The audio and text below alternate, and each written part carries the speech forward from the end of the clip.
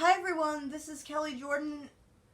I'm doing my online oral presentation for Dr. Morrison's class, Online Non-Western World Lit Spring Semester 2018.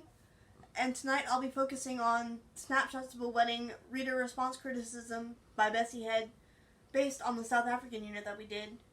I've already done a paper on this, but I decided to go back to it because I really enjoyed doing it then.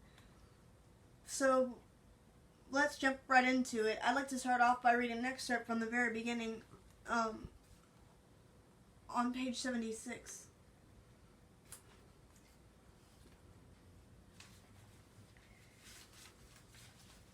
On page 76 it reads, "Wedding days always started at the haunting, magical hour of early dawn when there was only a pale crack of light on the horizon.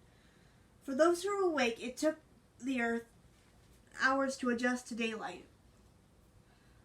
I find this interesting because it sets the tone for the whole story.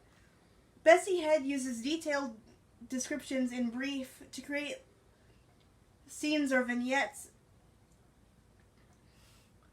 that set up the snapshots, if you will, like in the title. It sets the tone for the whole story of like how they're going through the whole day and different moments from different days. I feel like this story is interesting because I feel like the implied reader is the African audience. Bessie Head talks a lot about rejecting British education, which I think stands for British occupation in Africa at the time. She does this by creating foils between Mathata and Neo, who are the two different girls that are pregnant by the bridegroom in the story.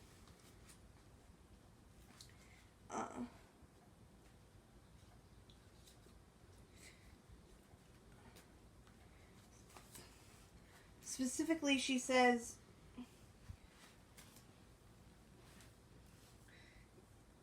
"You may not know it, my girl, but you are hated by everyone around here.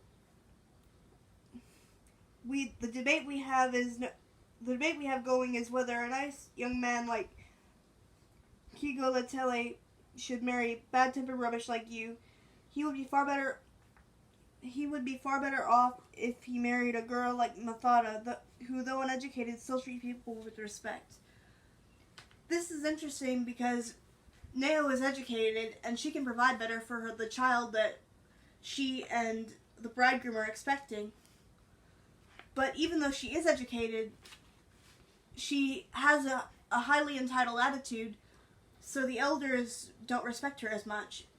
This shows that in African culture, people value respect for your elders and your family and traditions, and in a way, it's the rejection of the British education system and Western education in general, which I think stands for British occupation at the time, like being rejected. And in a sense, Bessie Head is calling for her African audience to reject British occupation and embrace African customs and traditions.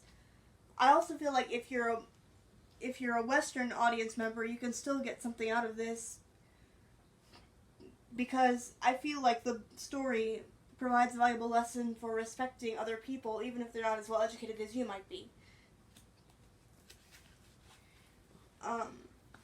And on page 77,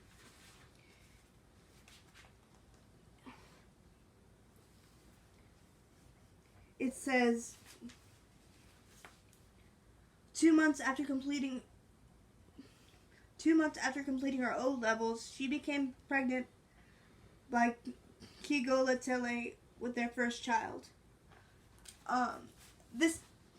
That sentence references Neo, the bride that's actually getting married, and I feel like that's concrete evidence towards the rejection of the British education system, because O's were a standardized exam in British education at the time of the occupation, and I think they might still be today.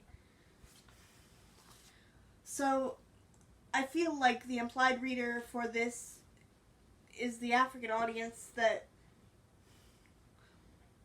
Bessie had was trying to call to respect their traditions and customs, but I feel like Western audiences can still learn a valuable lesson from all this. Because it talks about showing respect for your family and like the people who aren't as educated as you. So those are my thoughts on the story, and I hope you enjoyed it.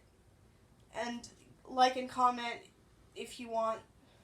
And if you're interested in following along exactly with me for the set presentation, I'll post the citations in the description below. Thank you.